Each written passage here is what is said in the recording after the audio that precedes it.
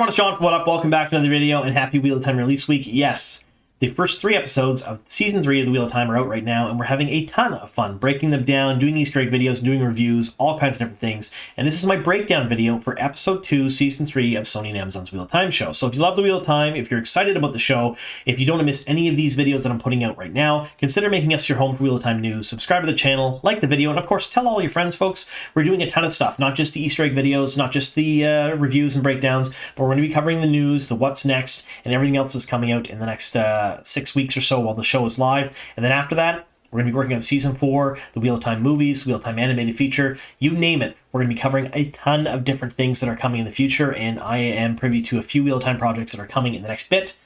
They're exciting. You're not going to miss this, so make sure you subscribe to the channel, folks. So, today we're doing a breakdown of Episode 2 of Season 3. Now, my breakdown videos essentially are a comparison of what goes on in the episode versus what happens in the books. So we do have to give a full 14-book spoiler warning. This is why the Red Hand of Doom is down there already. So if you haven't read the full Wheel of Time series, that's The Eye of the World Through a Memory of Light by Robert Jordan and Brandon Sanderson. If you haven't watched the first 2 seasons and the first 2 episodes of the show, be forewarned, going to ruin plot points and character arcs from both of those mediums.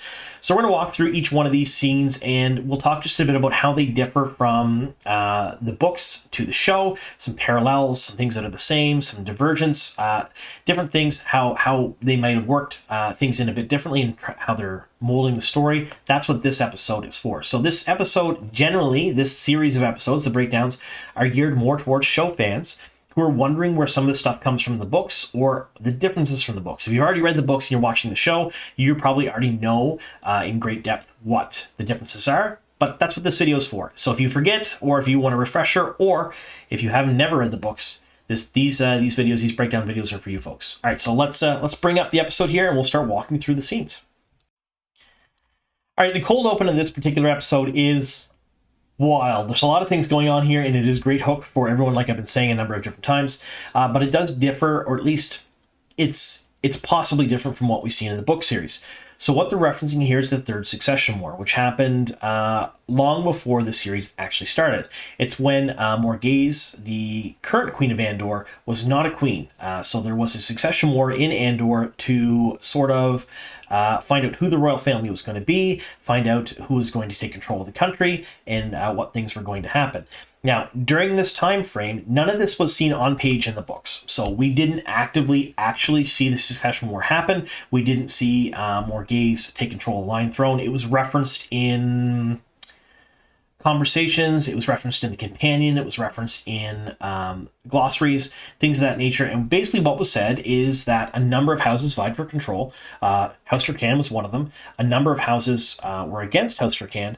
And although there were no major battles and no major loss of life, a lot of politics, a lot of kind of scheming, and some assassinations took place. And that Morgase was very brutal and very calculated in the things she did to retain the Iron Throne, or the Iron Throne. Here I am thinking about Game of Thrones, the Lion Throne for her family.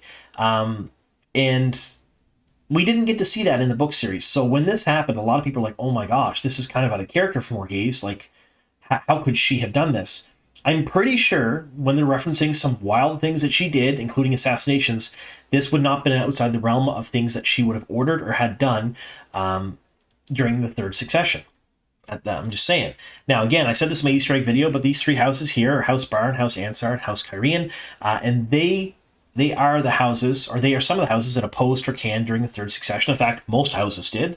But they are 3 of the main supporters for House Marn during the Fourth Succession, when Elaine is vying for the throne later on. So I thought it was really great that they included these 3 here as sort of a nod to that as well. All right, let's move on to the next scene. All right, so now we're seeing the introduction of the royal family of Andor, Lord Gabriel, Gawyn, Galad, and Elaida Sedai to the Hall of the Tower. Now, I'm going to reference this not because it happened in the books, and it's different because this did not happen in the books. This was a bit of a change. But they didn't showcase the royal family yet in the series. So this is how they're being first introduced. Now, in the book series, we get to meet the royal family very briefly early on during the Eye of the World when Rand falls into the Rose Guard. So basically, him and Mat make it to Caemlyn on their own after the supposed death of Tom. And while they're there, they go to an inn called the Queen's Blessing. Basil Gill is the innkeeper, a friend of Tom's. And Rand ends up dropping his sword just because there's a bunch of dissent in the city. There's a bunch of things going on. There's protests. There's all kinds of things happening because the false dragon Logain is being paraded through the city, and there's all kinds of wild things happening. He climbs to the top of a tower to get a better view, falls into a rose garden, and the rose garden just happens to be the royal garden. So this is where he meets Elaine for the first time and is sort of smitten with her almost immediately, although it's not super evident on page. It's just, you can tell a little bit. He meets Gawyn and Galad. He gets to meet Queen Morgase, Elida, Gareth Bryn. Lord Gabriel is not there. Lord Gabriel is introduced much later on in the book series because he's a Forsaken, kind of in disguise. So once he's released, he sort of worms his way into becoming Morgase's consort using compulsion. So again, very, very different introduction here. And when Elida first comes back to the tower, there's no big fanfare like this. She doesn't arrive with the royal family or anything like that. Gawyn and Galad do show up. They do train at the water training grounds with their mother. Their mother also shows up in the book series looking for Elaine, but happens off page. It's mentioned after the fact, and Elaine comes back to the tower from Falm, saying that, yes, your mother was here looking for you. And she was like, ooh, great. So all of the scenes we're seeing here with the royal family interacting with Elaine, interacting with people within the tower, are mostly different. Now, Gawyn and Galad are in the tower. They do train with warders, and they do a number of things there, and they are actually a part of the coup that happens against Swan, or at least Gawyn is, and they do some things that maybe you wouldn't expect them to do during that, but we'll get to that later on. But yeah, so these particular scenes didn't happen in the books, but it's a way of introducing them and kind of combining those two storylines together to start out the relationship we have with the royal family for season 3. All right, so now we have the Two Rivers with Perrin. This storyline starts very, very different than it does in the books, but it ends up kind of in the same place. So essentially in the book series, we're in here at the beginning of Perrin's journey to the Two Rivers. He's already with Aiel, so his love interest in the book series. He had met her on the road. He had rescued her from a sort of a Dreamweaver trap. And they're sort of recovering within the Stony Tier. And then he finds out that the White Cloaks are in the Two Rivers, harassing his friends and his family, and they're looking to arrest him. So he decides on his own, I'm going to go to the Two Rivers. I'm going to stop this. And he's decided very early on that he's going to turn himself in to save his friends and his family. Aiel doesn't like this idea because she kind of figures it out. She hasn't figured out that he's going to turn himself in, but she figures out that he's going without her, and she gets mad at him. They have a big fight, and Perrin and Gaul, an Aiel that he's friends with, that has yet to be introduced in the show, decide that they're going to go to the Two Rivers. Loyal wants to come as well, so he talks to Aiel and Perrin, and he ends up coming with them. And Aiel comes as well, and Aiel comes with Bane and Chiad. So here we have Perrin, we have Loyal, we have Bane, and we have Chiad, but we're missing Gaul, which he's not been introduced in the show yet, and I don't think we're going to see him soon. There's been references to him, there's been interviews and questions asked, and everyone's been very ambiguous about his introduction. He is a character that is kind of a fan favorite for a lot of people, but in my opinion is not super important to the entire overarching story, and it's one of those people that can be cut, although I think some people would be sad if he is cut. So we are missing a couple of people. We're missing Gaul here, we're missing Aiel, but we know Aiel is introduced within the Two Rivers itself. We've seen that in the promotional material, within the trailers, within the teaser trailer, so that's going to happen. But Perrin's journey here is just a little bit different than it is in the show, because at this point he's just coming home. He's not coming home to give himself up to the White Cloaks. He doesn't even know the White Cloaks are here yet. So a little bit different in motivation for him coming back to the Two Rivers. All right, next we have Mat's healing. This isn't really him being healed so much as it is him being delved by the Yellow Sisters, trying to figure out what's going on with him, with his memories, and with things that he's hearing and seeing in his mind. Very different than what happens in the book series. So during The Dragon Reborn, Mat comes back to the tower and is there to be healed from his link to the Shedder Logoth dagger. I'm pretty sure they've already broken that link for good in the show. So Moiraine did it herself, and I think that's going to be it. I don't think there's going to be much more with him in the link to the dagger. I could be wrong. It's possible, but he, at this point, has a jumble of memories and is seeing things and is hearing things in his mind that are just bothering him. So he's come to the Yellow Sisters for help, and by proxy Nynaeve, who is his wisdom. That doesn't really happen that way in the book series. So in the book series, he's healed from the dagger. with a full group of sisters, a full circle. They use Sangreal to be able to help use the amount of power they need. And while he's being healed, he's calling out in the old tongue. He's yelling at them. He's no Aes Sedai meat. He's reliving some of his past lives. But Matt, at this point, doesn't really have a ton of different memories of his past lives. They're there because he speaks the old tongue by himself in the book series a number of times.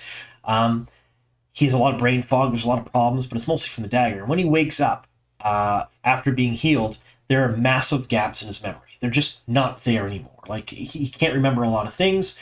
He's really concerned about it. And he ends up getting those gaps filled with the memories that he's talking about here by going through a red twisted stone door frame, which we will cover later on in probably a full video about them. I have a video here on the channel under the Explain tab about the Aelfin and Elfin. I recommend you folks go watch that before we do this next video on the red twisted stone door frame. But he goes through that, goes to another dimension. Essentially, he does it a couple of times. One time he goes and he's able to ask 3 questions and give answers. The second time, he's given 3 gifts or boons or things he's asked for, and he has to pay a price for them.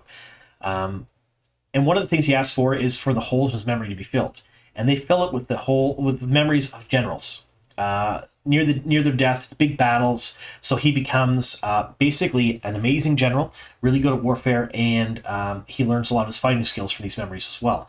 So it's sort of like an instant upgrade for Matt. Now, he already has this in the show. This is more akin to the things that happened during the finale or during the end of season 2, when he drank the tea and saw all the multiple lifelines with Shamael. But some of it's also attributed to maybe blowing the horn. There's a bunch of different reasons why this could possibly be happening in the show. Bit different than the book series, though. So he's given these memories by the Elfin and the Elfin, and they're to fill gaps and holes in his memory. And it's well after he's healed. So this here, again, he's in the tower. He's looking to be healed from his memories and things that he's hearing. But one of the things Aes Sedai don't really do well at is healing maladies and injuries of the mind. They couldn't even really do that well in the Age of Legends. So they did work at it. There were things they could do, and some people are very talented at it, but therapists and whatnot were still a thing, if that makes any sense. All right, next up we have Egwene, Rand, Moiraine, Lan, and Aviendha going to the Waste. There is some massive differences between the book series and what happens here. We're going to highlight some of them, but I want to talk just a bit about Lan and Rand training first. So in the book series, there is sort of a bond between Lan and the 3 boys, more so with Rand than anyone else, because he spent time with training him. He sort of gets to know him. He feels bad for him, and they form sort of a mentor-mentee bond. That happens within the Eye of the World, and again at the beginning of the Great Hunt. He uses a lot of his training from Lan, the time he spent with Lan. He learns to almost become a blade master under Lan's tutelage, because Lan is complimenting at the end of it. Rand thinks he's close to being a blade master. He learns a lot about the waste of the world, a lot about how to act and assert himself. It's a very, to me, great relationship between the two of them that I really like seeing on screen. We didn't get to see much of that in season 1 and season 2. They're making up for lost time here, showcasing them training. But these folks are headed to the Waste. So yes, in the book series, they do go to the Waste. However, it's different. So they've mentioned Callandor in this episode. And Rafe Duggins has basically said in an interview, so has Rosamund Pike, that this is likely something they're going to explore in later seasons. It's going to happen. It's just not going to happen in season 3. We may see it further on down the line. In the book series, Rand and company are in Tyr first. He takes Callandor, he takes the city, and then he puts Callandor back. And he goes through a red twisted stone door frame in Tyr, gets 3 answers to questions, and then decides he's taking everybody to the Aiel Waste. So they go outside the city, they go to a portal stone, which is sort of an object that you can focus the 1 power into to teleport to other places in the world or to other dimensions or realities. And he takes himself, a bunch of Aiel that were there at the stone with him, Egwene, Moiraine, Lan, Matt, and a number of other people to the Waste. And here we see that not happening. So here we're seeing Lan and Moiraine, Egwene, and Rand going to the Waste with Aviendha, but we don't have a ton of other Aiel with them. That hasn't happened yet. They haven't gone to the Stony Tier. They're not using a portal stone. They have not done portal stones yet in the show, which I think is kind of a smart idea because they're very rarely used in the book series, and it would require a whole lot of explanation to set up to actually get them into the show. And there's no Matt. So we know that Matt does a different storyline this season, and Rafe Judkins has gone on record to say that they did this on purpose because they kind of didn't do Matt so well the last couple seasons. They wanted him to have more of a forefront, more of a leader position in his storyline so they could spend some more time with him. And if he comes with Egwene, Rand, Moiraine, and Land of the Waste, he's sort of like third string. So even in the book series, his story in the Waste, although important to his character and the things that are going on there, definitely takes a back seat to everyone else's story that are far more important. So I get that he's not with them. But just understand that coming to the Waste here, you're missing a few parties. You don't have Matt with you. His whole storyline is a little bit different for this season. And you don't have the great number of Aiel. And when they come to the Waste, they teleport basically right to the slopes of Rhuidean. They're there right away. This year, they're trudging there. They're going to the Waste. They're crossing the spine of the world, and it takes them some time. All right, next up we have Perrin in the Two Rivers, and yes, he does make it to the Two Rivers. Yes, he does get kind of hidden in the inn by Mr. Salvier, and yes, he does meet Alana there in the Two Rivers, but it's a little bit different. So essentially, they come to the inn, they have Loyal, they have Bane, they have Chiad, they have Gaul, they have Perrin, they have Aiel. They go to the inn, Mr. Salvier sees them, mentions the others, and then they eventually get taken out to see them, and it's at a little house out in the middle of the woods, like far away, so the White Cloaks can't see them. The other people that are there, they're off hidden, and it's not just Alana and one of her warders, and it's also Varen as well. So Varen is in the Two Rivers at the same time, and they're there sort of to look for women who could channel, because they'd seen the great number of things coming out of the Two Rivers, all the Ta'Veren, all the Egwene and Nynaeve, who have a huge ability in channeling. And there's some other reasons they go there too that we're not really going to dive into, but that's the face value reason they go there, and also the reason that Alana gives in the show eventually. While he's there, that starts the whole thing, him giving himself up to the White Cloaks and whatnot. We'll get into the rest of that story later on in this episode, but here's a bit different. No Varen. Varen is somewhere else in the story, and Alana does have one warder with her, although the way the warder died in the show versus the way the warder died in the book series, a little bit different. So the warder that died in the show was Ivan, that died during the Battle of Tar-Valon whenever the Black Aja left. In the book series, the warder's name was Owen, and he died from White Cloaks. He was peppered with a bunch of arrows, and then he died. So during Two Rivers prior to Perrin arriving there. So a little bit changes in the story here, but most of the major players are here right now. We know Aiel is going to be somewhere at some point introduced. We know Alana's there. One of Alana's warders is there. We have Loyal, we have Bane, we have Chiad, we have Perrin. So most of the major players are there right now. Tam and Abel, also major parts of the story within the Battle of the Two Rivers. They help gear people up. They help rescue Natty Coffin and her girls. They do a number of different things. Their mention is here as taking Perrin's family and kind of moving Perrin's family out of the Two Rivers, away from the White Cloaks, because the White Cloaks are looking for Perrin, which is not a thing in the book series. In the book series, his family actually is killed. Now, Trollocs are blamed in the book series, and Perrin learns it's Trollocs, but in reality, Ordeth, who is Padan Fain masquerading as a White Cloak, and his men are the ones that killed Perrin's family. So it's one of those things that there are some changes here, but the crux and the core of the story for the Two Rivers so far is still pretty much the same. All right, next up we have my favorite scene in the entire episode, Gawyn and Galad showboating in the Warder training grounds. And I want to talk just a bit about this scene because it's almost ripped straight from the books in some aspects, but there are some major changes here too. So yes, Gawyn and Galad are in the tower in the book series. They are there training with the Warders, and they do this. They showboat in the Warder training grounds, and a bunch of novices and accepted and other people are there, and they're all watching them and kind of oohing and awing over them, and Matt does show up. Now again, this is after Matt is healed from the dagger. So when he wakes up being healed from his link to the dagger, he's whole in his memory. He's rail thin. He's eating for 6 at this point. He's like eating like as much food as he can get into him. He's really weak. He can barely stand. He can barely wander around. He wanders down to the warder training grounds just because he's bored. And while he's there, he picks up a quarterstaff just to kind of lean on it. Like just he's not feeling so great, so he's lean on it. And he sees these two going at it, and he makes a few remarks. And then it ends up being a wager where he can beat the two of them in a battle. Now, this is kind of neat because we know that scene is happening within the show. Rafe Judkins has mentioned it a number of times. I asked him specifically on Twitter if this would happen. He said yes. And it's not this scene. So in the book series, this scene happens, and then Matt fights them here, beats the crap out of both of them, wins some money from them, and then goes about his merry way. Now in the show, just kind of a showboating scene to introduce the two of them, but not exactly the same fight scene as it was in the book series. But again, still a neat little nod to it, and we know we're getting it at some point, just it hasn't happened yet, that's all.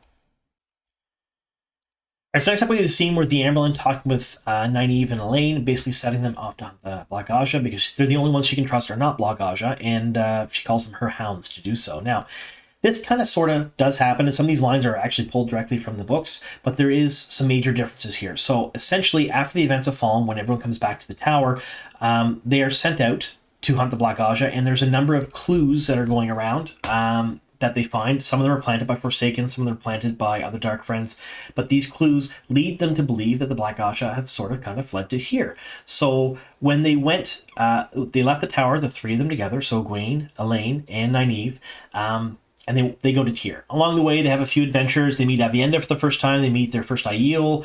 They start dream walking because they're using a Twisted Stone ring that was given to Gawyn by Perrin. There's a number of things that happen that are glossed over in the show and just kind of like skipped, because it is kind of a repetitive storyline when it comes to that. They do the same thing a few times. They go to Tyr. There's an attack on the stone. There's a number of things that happen. Two of the Black Aja are captured. They interrogate them. They find out some information, and they're kind of pointed towards Tenchiko. So at this point, Egwene decides that she's going to the Waste with Bran, Moraine, and Lan, and that Nynaeve and Elaine will go to Tenchiko. So here, they're skipping the Tyr plot line, and we know that they are already, because that's something that Rafe Judkins and Rosamund Pike have said a number of times. They're going to do that at a later time, and they're essentially kind of setting them off to hunt the Black Aja in the tower right away. We know they're not going to Tyr, so the clues they're going to start finding are probably likely going to kind of move them to go towards Tenchiko, and we know they go to Tenchiko this season because we've seen it in the promotional material, we've seen it in the trailers and whatnot. So in other words, they're kind of skipping the journey where the three of them take together to leave the tower. They're skipping going to Tyr, and instead we have Egwene that left to go to the Waste immediately, and these two are going to be hunting the Black Aja and going to Tenchiko instead of to Tyr. All right, next up we have this scene between the Amberlin and Matt, and I want to talk just a bit about this so we can put Matt's place in the storyline into perspective as well. So some of this scene actually takes place almost word for word in the books. So the Amberlin's speech to Matt, where she says about her Uncle Owen pulling children from the fire, will you be there when the flames are high? That is actually from the book. The Horn of Valor does get taken from Matt at some point when he's healed from the dagger while he's in the White Tower and put in the storerooms for safekeeping. At this point, you don't really know a whole lot about the Horn of Valor. We know a little bit, but it's not. There's not a ton of lore about it just yet. So it is in the tower for safekeeping along with the dagger at this point. Matt is weak. Matt has been healed from the dagger, but is confined to the tower grounds and told you can't leave. You're kind of stuck here until you're fully healed. Probably not the full reason why. I mean, they're trying to control him too, but that's part of the reason.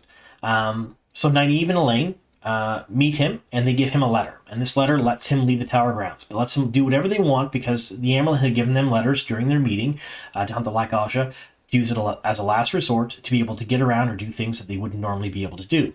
They gave one of those letters to Matt so he can leave the city. The reason they gave that letter to Matt is so he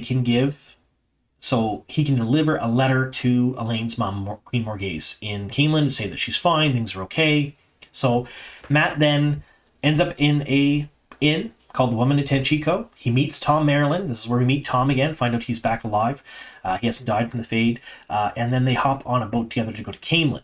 And that is Matt's storyline at this point. He goes to Caemlyn. When he's in Caemlyn, that's when he discovers that Lord Gabriel is likely a dark friend of some sort, because he's trying to kill Elaine. And that is when he kind of shifts at that point to go to Tyr afterwards. So there is this whole thing where he shifts and goes to Tyr. Matt does not go to Tenchiko, so he's not part of that storyline within the book series, although we know he is in the show. So they're going to shift things a bit here. He's probably going to either leave with the girls right away or perhaps meet them later, but I doubt that he'll go to Caemlyn first. We haven't seen Caemlyn sets yet, so I don't think that's going to happen. Likely, it's just truncating all that story, including the Tyr storyline, just completely out, and we'll do that later on in another season. All right, so a really great episode, a lot of character development, a lot of plot development, a lot of things went on. Major differences from the books, however, a lot of really great things that are happening within the books. So basically, they just cut that whole tier storyline out. We're going to do it at a later date, according to Rafe Judkins and Rosamund Pike. And a lot of decisions I think they made in this episode were very smart, considering they're not doing that part of it. I, for one, love the fact that they used this episode to set everything up out for the rest of the season, and I can't wait to break down those videos. So a couple of points before I let you folks go here. If there's any questions you guys have or anything you want me to cover, let me know in the comments down below, and I do my best to read every single comment. Although some days it's hard because I get so many of them, but I try my very best. But I will mention one thing about the comments. This channel is a place where all people come. So if you don't like the books, if you don't like the show, or if you like both, or if you have conflicting thoughts on both, feel free to voice your opinions down below, but keep them civil, keep them polite, keep them above board. So I will say that I will remove comments and block people from the channel who will post homophobic, misogynistic, bigoted or hateful comments or personal attacks on people. Those are things I don't tolerate here, and they have been a little bit of an uptick of them lately, not from subscribers, obviously, which is very nice to see, but people do come across videos. They do say some really wild things sometimes, and this is supposed to be a place where everyone can enjoy my videos, and there's no place, in my opinion, for that type of comment or commentary on here.